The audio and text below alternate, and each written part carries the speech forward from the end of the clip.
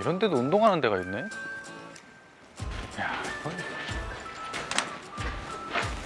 이 운동이 되겠어 이게? 어? 내 몸무게로 하는 거면은 몇 개를 해야 되는 거야 이게?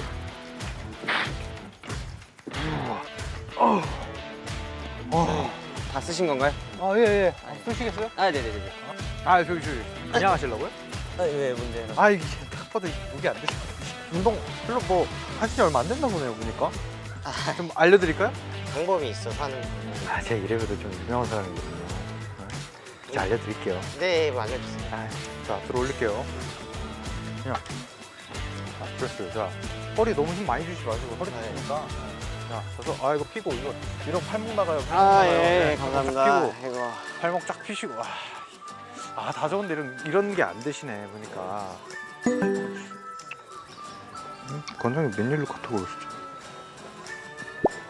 응?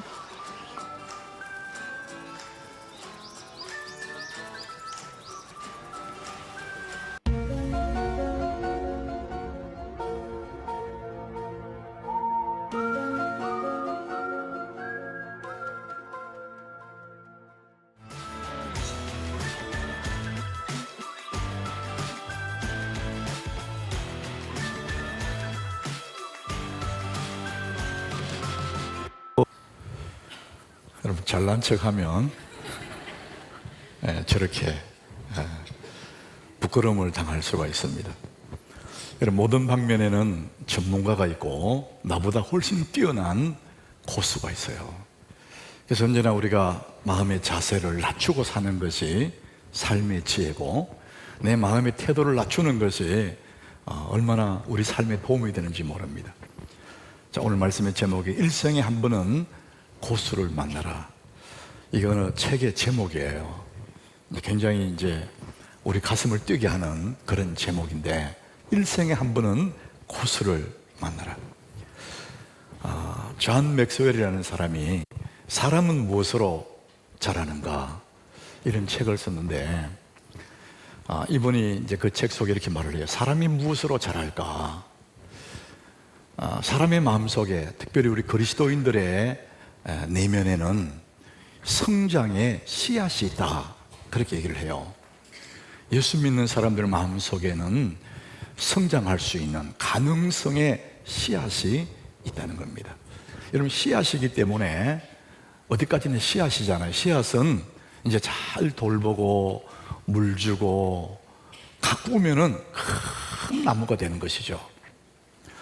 그럼에도 불구하고 사람들이 자기 속에 있는 이 가능성의 씨앗을 모르고 살거나 자기 스스로를 믿지 않는 거라는 거죠. 내가 무슨 그런 일을 할 수 있을까? 이렇게 생각한다는 거죠. 그래서 내 속에 있는 그 가능성, 그 씨앗들을 모르거나 안 믿기 때문에 자기 인생을 그냥 방치한다는 거예요. 관심을 안 둔다는 겁니다. 여러분 세상에는 보이지 않는 법칙이 있는데 버려두면, 방치하면 점점 나빠지는 거예요. 멋진 정원들도 돌보지 않고 방치해두면은 얼마 못 가서 잡초가 무성한 쓸모없는 그런 풀숲이 돼버려요. 사람도 똑같습니다. 나라는 인생을 내가 관심을 갖고 잘 돌보면은 점점 좋아지지만은 스스로 관심을 갖지 않고 버려두고 방치해버리면은 세월이 가면서 점점 나빠지는, 그래서 쓸모없는 인생이 되고 마는 거예요. 우리 모두의 가슴 속에, 예수를 믿는 사람들의 마음 속에는 가능성이라는 씨앗이 존재한다, 그렇게 성경은 우리에게 가르치고 있습니다. 가능성이 있기 때문에 나는 뭐든지 할 수 있는 가능성이 있다는 거예요. 자, 우리 성경의 빌립보 4장 13절에 그 얘기를 합니다. 우리 자기 스스로에게 선을 하는 그런 마음으로 우리 같이 읽어보겠습니다. 내게 능력 주신 자 안에서 내가 모든 것을 할 수 있느니라. 내가 모든 것을 할 수 있느니라.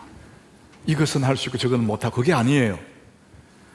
하나님이 우리 아버지이기 때문에, 내가 그의 자녀이기 때문에 전능하신 하나님을 믿는 믿음의 사람들에게는 모든 것을 할 수 있느니라.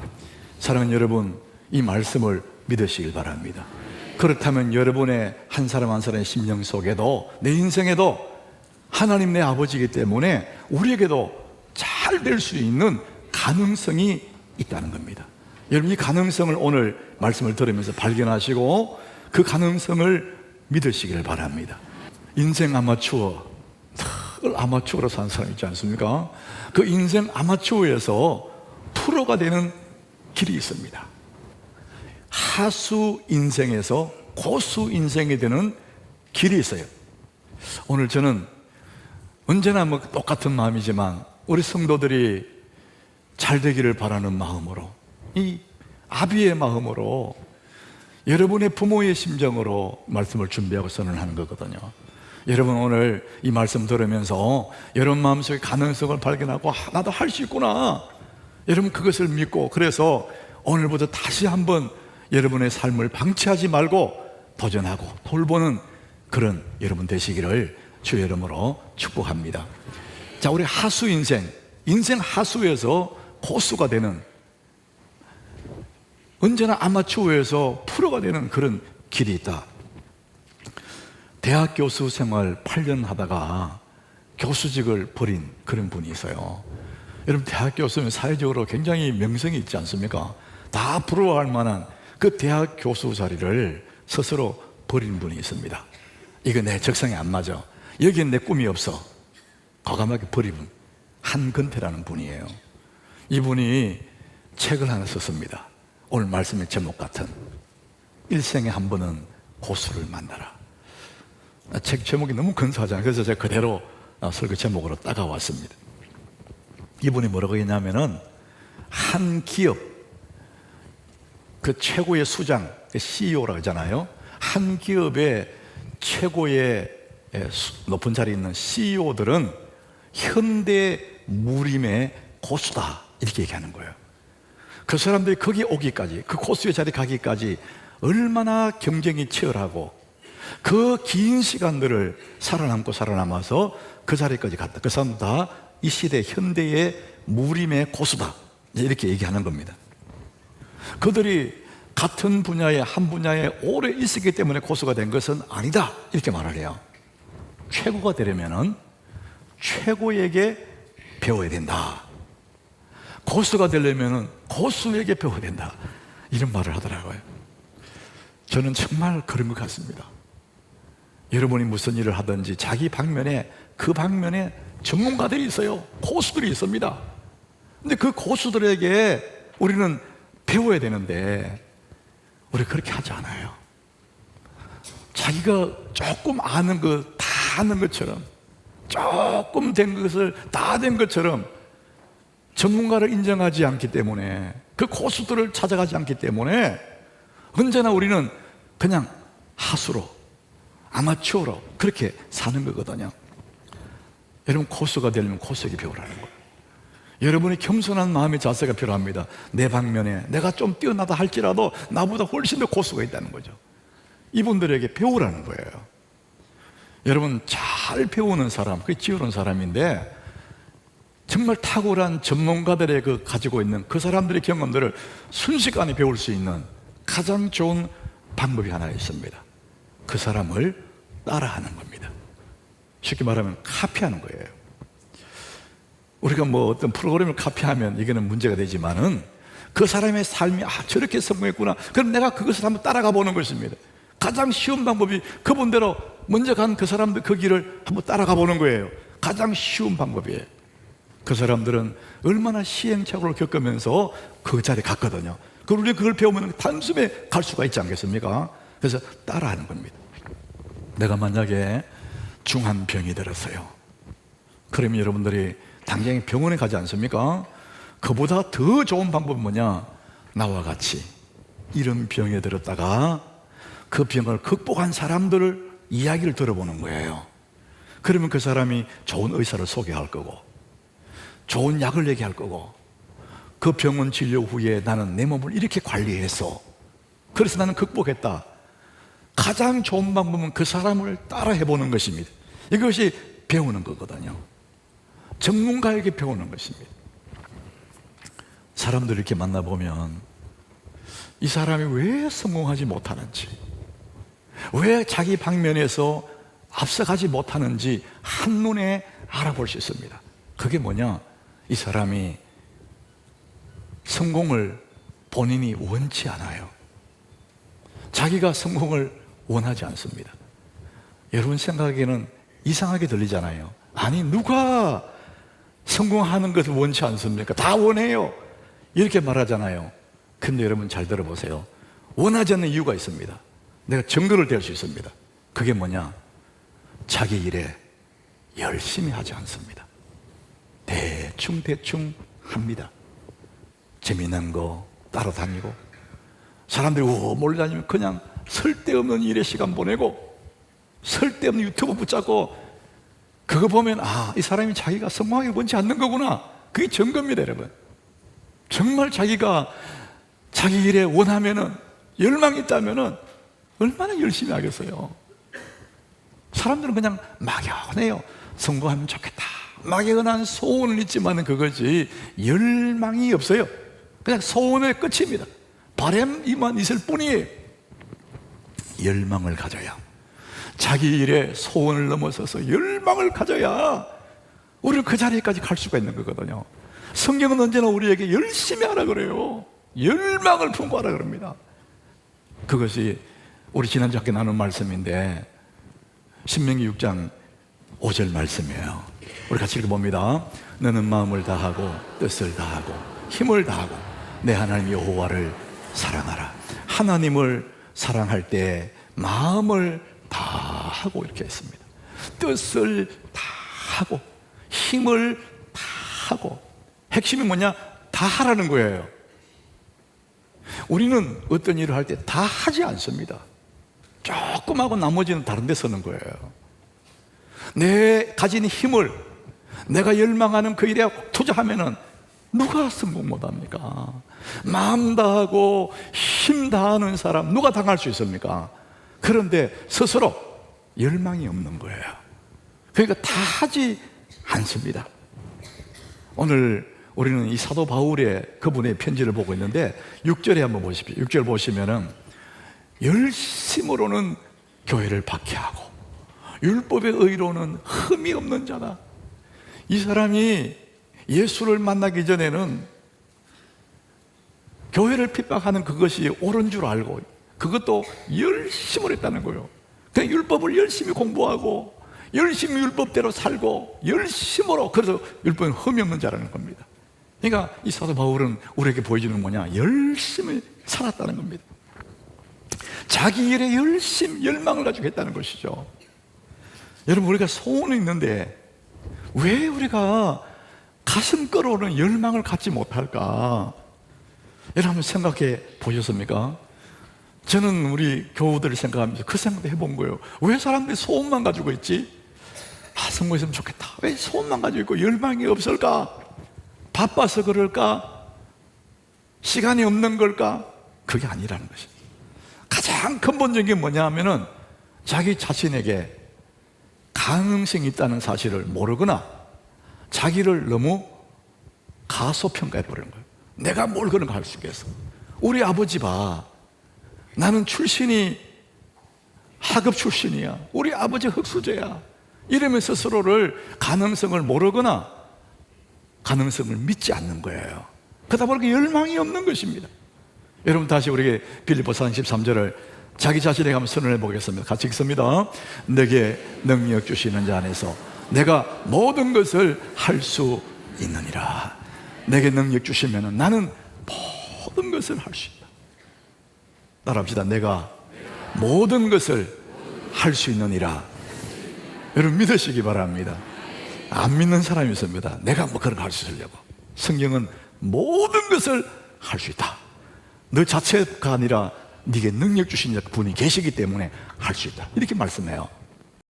그래서 저도 는 그거 믿거든요. 나는 모든 것을 할 수 있어. 내가 지금 목사이기 때문에 목사일을 열심히 하지만은 내가 사업했다 그러면 사업 잘할 수 있다고 나는 그렇게 믿는 사람이거든요. 그래서 제가 심판 가면은 개업신방 간다 그러면 열심히 하라 그래. 열심히 연구하고 열심히 해라.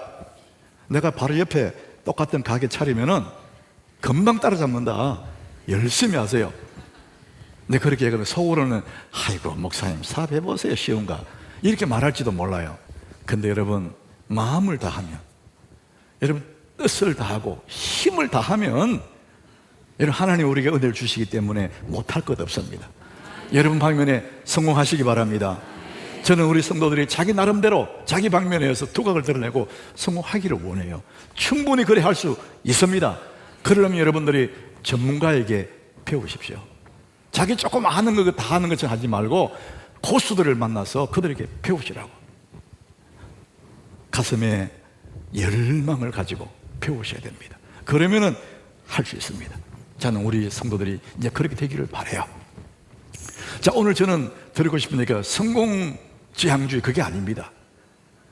여러분 나름대로 자기 방면에 성공을 하지만은 그게 다가 아니에요. 그보다 더 깊은 인생이 있고 그보다 더 차원 높은 인생이 있다는 거예요. 쉽게 말하면 먹고 사는 문제보다 더 멋있는 인생이 있다. 더 깊은 인생, 더 높은 인생, 더 고상한 멋진 삶이 있다. 그 말씀을 드리고 싶은 거예요. 베드로 이야기가 그렇습니다. 여러분 베드로의 직업은 고기 잡는 어부잖아요. 근데 그는 고기 잡아 먹고 사는 사람인데 어느 날 밤새껏 그물을 내려 고기 잡았는데 고기를 못 잡아요. 아침에 빈 그물을 씻고 있어요. 여러분 때로는 우리가 열심히 했는데 잘 안 될 때도 있거든요. 세상이 그래요. 그래서 너무나 허탈해서 빈 그물을 씻고 있는데 예수님이 와서 시몬아 깊은 데로 가서 그물을 내려 고기 잡아라.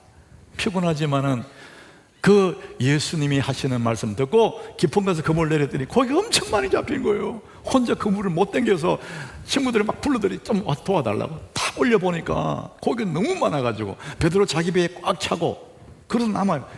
친구 배에 채웠는데 그대로 꽉 차버리고 두 배가 가득 잡혔어요. 횡재한 거예요. 쉽게 말하면 성공했습니다. 사람들이 와 대단하다, 와 부럽다 이럴 때 베드로의 태도가 누가복음 5장 8절에 보니까 이렇게 나옵니다. 베드로가 시몬 베드로가 이를 보고 그 가득한 그물을 보고 그리고 예수의 무릎 아래 엎드려 이르되 주여 나를 떠나소서 나는 죄인으로서이다 하니 지금까지는 먹고 사는 문제 어쩌지 고기 많이 잡아서 잘 먹고 잘 살려고 했는데 많이 잡았는데 오늘 예수를 만나니까 다른 인생이 있구나. 훨씬 더 차원 높은 인생이 있구나. 그 예수 앞에 무릎을 꿇고 주여 나를 떠나 나는 죄인입니다. 베드로는 새로운 인생을 출발하는 거예요. 먹고 사는 문제를 넘어서서 이제는 더 깊은 인생으로 더 차원 높은 인생으로 출발을 하는 겁니다. 바울이 꼭 그랬거든요. 오늘 본문의 이 바울이 자기는 학벌이 너무 좋은 거예요. 최고의 학벌을 나온 거예요. 그리고 가문도 너무나 좋은 가문에 태어난 거예요. 학벌, 가문뿐만 아니에요. 오늘 5절부터 보면은 자기 자신이 얼마나 자랑거리가 많은지를 7가지를 말해요. 나는 8일 만에 할례를 받았다는 거예요. 여러분 8일 만에 할례 받았다 이거는요 아브라함의 바로 후손이라는 겁니다. 이방인들은 13세가 돼야 받을 수 있어요. 이방인이 이 개종을 하면은 바로 할례 못 받아요. 13세가 돼야 받아야 돼요. 그런데 아브라함의 직계 자손들은 태어나자마자 8일 만에 할례한다. 이 특권이래요. 특권. 이스라엘 족속이다. 야곱이 약목강변에서 하나님과 씨름해서 얻었던 이름이잖아요. 그래서 하나님을 이겼다. 자랑스러운 이름 이스라엘. 나는 이스라엘의 족속이라는 거예요. 베냐민 지파다. 야곱이 가장 사랑했던 라헬의 몸에 태어난 베냐민. 자기는 베냐민 지파라는 겁니다. 히브리인 중에 히브리인. 모든 사람이 부르는 히브리인. 율법으로는 바리새인. 굉장히 열심히 있는 그런 사람이라는 것입니다. 6절도 보니까 열심으로는 교회를 박해하고 율법의 의로는 흠이 없는 사람.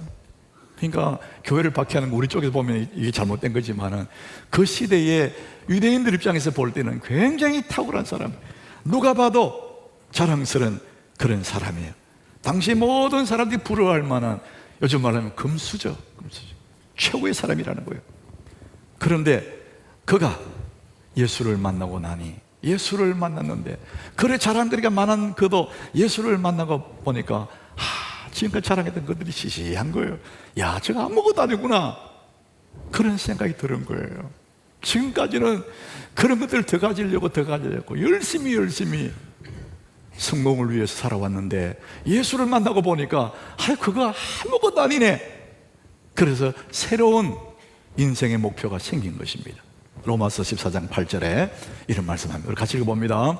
우리가 살아도 주를 위하여 살고 죽어도 주를 위하여 죽나니 그러므로 사나 죽으나 우리가 주의 것이로다.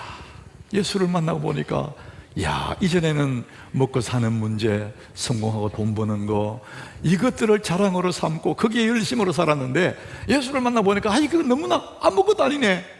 그분이 너무 좋아서 이제는 우리가 살아도 주를 위해 살고 죽어도 주를 위해 죽나니 그러므로 사나 죽으나 우리가 주의 것이로다. 이렇게 고백을 합니다. 자, 그래서 이제 7절에 보니까 버리는 겁니다.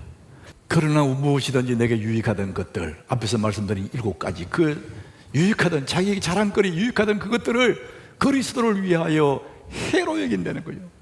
해로 여긴 거예요. 저건 이제 소용없어, 저것들이 주님과 나 사이에 가로막는 거구나, 해로 여겼다는 것입니다. 그 다음 절에 보니까 또한 모든 것을 해로 여겼대요. 한 가지만, 모든 것을 해로 여기면 내 주 그리스도 예수를 아는 지식이 가장 고상하기 때문이라. 내가 그를 위하여 모든 것을 잃어버리고 배설물로 여기면 그리스도를 얻고, 해로 여기고 잃어버리고 배설물로 여긴다, 이렇게 말을 합니다. 여기서 잃어버린다는 것은 도둑 맞아서 없어진 게 아닙니다. 스스로 버린 거예요. 이거 아무것도 아니구나, 스스로 버린 것입니다. 그게 포기한 것이죠. 여러분, 신앙생활이라는 것은 바로 포기하는 거거든요. 여러분들이 오늘 침대의 편안함을 포기했기 때문에 여기 와서 앉아 있는 거거든요. 이게 신앙생활입니다. 오늘 친구와 좋은 곳에 가는 그 재미나는 시간들을 포기했기 때문에 여기 와서 앉아 있는 거거든요. 신앙은 포기를 통해서 성장하는 것입니다. 그리스도가 너무나 존귀하기 때문에 그런 시시한 것들을 포기하는 것이죠. 아브라함은 100세 난 아들 이삭을 포기했어요. 그때는 그는 믿음의 조상이 되지 않습니까? 우리는 아들을 포기할 만한 그 정도의 믿음 못 될 수 있지만, 아들은 포기 못해도 좀 작은 취미, 내가 좋아하는 작은 것들, 이 정도는 포기할 수 있어야 되는데, 그 너무 시시한 것들을 그걸 못 버리기 때문에 우리의 신앙이 늘 어린아이 수준일 거예요. 흔들흔들 이 수준이란 말이죠. 예수 그리스도 그분을 알게 되면 가장 좋은 것들도 배설물처럼 여긴다. 여러분, 배설물이 뭡니까? 우리 몸에서 나오는 거잖아요. 더러운 거예요. 여러분, 배설물을 누가 모으는 사람 누가 있어요? 예수를 만나기 전에는 그게 너무나 좋은 줄 알았는데 예수를 만나고 보니까 너무나 시시해. 여러분, 꼬맹이 어린아이 2살짜리 3살짜리 딸랑이 이런 거 장난감 주면 그게 너무 재밌다 그래요. 차 끌고 다녀. 이렇게 걔가 중학생이 되면 그냥 버립니다. 왜? 성장했거든. 자기가 성장한 거 보니 그게 너무 쓸데없는 거예요. 시시하게 보인단 말이에요. 자기가 성장하면. 예수를 만나고 나니까 모든 것이 배설물처럼 그렇게 아무것도 아니구나, 이것을 알았다는 것입니다. 우리 오늘 8절을 다시 한번 읽어보십시다. 이 사도 바울이 만났던 그 예수 때문에 모든 것을 버렸답니다. 같이 읽어봅니다. 또한 모든 것을 해로 여기면 내 주 그리스도 예수를 아는 지식이 가장 고상하기 때문이라. 내가 그를 위하여 모든 것을 잃어버리고 배설물로 여기면 그리스도를 얻고. 예수를 아는 지식, 예수를 알고 보니까 너무나 좋아서 그분을 얻기 위해서 나머지는 다 잃어버렸다. 너무나 좋기 때문에 그래요. 우리 찬송가에 주 안에 감추인 새 생명 얻으니 이전에 좋던 것 이제는 값없다. 저도 이 찬송 참 많이 불렀어요. 주 안에 감추인 새 생명 얻으니 이전에 좋던 것 이제는 값없다.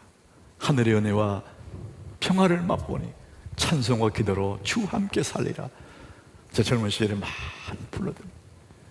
예수님이 그렇게 좋다는 거예요. 주 예수 사랑 못 잊어 나 항상 눈물 흘리네. 저 혼자 그 찬송 참 많이 불렀어요. 주 예수 사랑 못 잊어 나 항상 눈물 흘리네. 이 세상 어디 가든지 내 주만 생각하도다.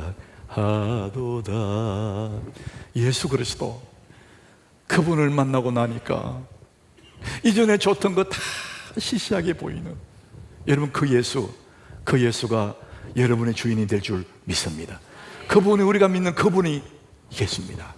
바울은 그 예수 때문에 나머지는 다 시시하더라는 거예요. 어느 신사가, 아주 고상한 신사가 배를 타고 강을 건너가요. 노를 젓는 사공에게 말을 건네. 여보게 사공, 자네 철학을 아는가? 아이고, 제가 무슨 철학을 알겠습니까? 이 신사는 철학도 모르는 그 사공에게 경멸의 눈을 보내요. 아이고, 이 사람아, 그것도 몰라. 그런 눈빛으로 또 물어요. 여보게 사공, 그러면은 문학을 아는가, 이 사람아? 제가 무슨 문학을 알겠습니까? 이 신사는 혀를 끌끌 차면서, 그것도 모르니 그렇게 살지, 이 사람아. 불쌍히 여기는 거요. 한참 가다가 물결이 갑자기 거세지면서 배가 뒤집어지는 거예요. 그때 사공이 물에 확 뛰어들면서 그 신사에게 말해요. 그대 헤엄칠 줄 아는가? 무슨 소리야? 여러분, 문학을 알고 철학을 알고 고상한 지식을 알아도 헤엄치지 못하면 그것들은 아무 의미가 없는 거예요. 여러분, 정기섭이라는 이 복음 광고 회사 하는 분이 우리 한번 다녀간 적 있잖아요. 이분이 그때 이런 얘기를 했었어요. 100 빼기 1은 제로, 이렇게 했어요. 여러분, 100 빼기 1은 산술적으로는 99잖아요. 근데 제로라고 그랬습니다. 그게 무슨 얘기냐? 100까지 성공을 해놔도 1, 예수가 없으면 당신은 아무것도 아니라는 겁니다. 철학을 알고 문학을 알고 고상한 지식을 갖다 할지라도 예수 모르면 그건 아무것도 아니다, 이 얘기를 하는 것입니다. 사랑하는 여러분, 우리가 성공은 하면 참 좋고, 그러나 못해도 그만이. 그러나 예수 못 만나면, 우리의 일생 중에 예수를 못 만나면 가장 비참한 인생이 되는 것입니다. 우리 일생 중에 내 이 삶의 여정 속에, 길지 않는 인생 속에서 내가 가장 큰 복이 있다면, 내가 받은 가장 큰 은혜가 있다면, 하나님 아들 예수 그리스도가 나의 구주라는 사실을 내가 믿었던 거, 예수 믿은 것이 여러분 가장 큰 복임을 믿으시길 바랍니다. 영원한 생명을 얻었잖아요. 우리 큰 복을 받은 사람이요. 그래서 우리는 뭐든지 할 수 있는 사람이라는 거죠. 그래서 여러분, 이번 한 주간은 여러분 주변에 문학을 알고 철학을 알고 잘난 척하는 그 사람들, 대단한 이름을 가진 그 사람들에게 예수 그리스도를 알려줘야 되는 거죠. 내가 받은 이 복을 알려줘야 되는. 그렇지 않으면 그 사람들이 100-1입니다. 제로가 되는 거예요. 예수 없는 인생 아무것도 아닐 것입니다. 문학을 알면 뭐합니까? 철학을 알면 뭐합니까? 헤엄 못 치면 죽는데, 예수 없으면 영원한 형벌수가 들어가는데. 사랑하는 여러분, 오늘 나라는 존재가 이런 복을 받은 사람이구나. 자, 우리 오늘 마지막 시편 39장 6절 7절 같이 읽습니다. 진실로 각 사람은 그림자같이 다니고 헛된 일로 서론하며 재물을 쌓으나 누가 그들론지 알지 못하나이다. 주여, 이제 내가 무엇을 바라리요? 나의 소망은 주께 있나이다. 따라합시다. 나의 소망은 주께 있나이다. 사람들은 얼마나 성공의 목이 마른지 몰라요. 출세의 목이 말라요. 문학을 알고 철학을 알고 다 가진 것처럼 근데 예수를 모르면 아무것도 아닙니다. 예수를 만나면 그 또한 시시하게 되는 것입니다. 우리 하나님께 성도 여러분, 저는 그런 마음에서 여러분들 다 성공하십시오. 나름 방면, 자기 방면에 성공하십시오. 그러나 예수 아는 이것보다 더 소중한 건 없습니다. 더 높은 고상한 지식은 없는 거예요. 여러분, 예수를 만난 것이 가장 큰 복인 줄 믿으시길 바랍니다. 우리의 소망은 주께 있기 때문에 그런 것입니다.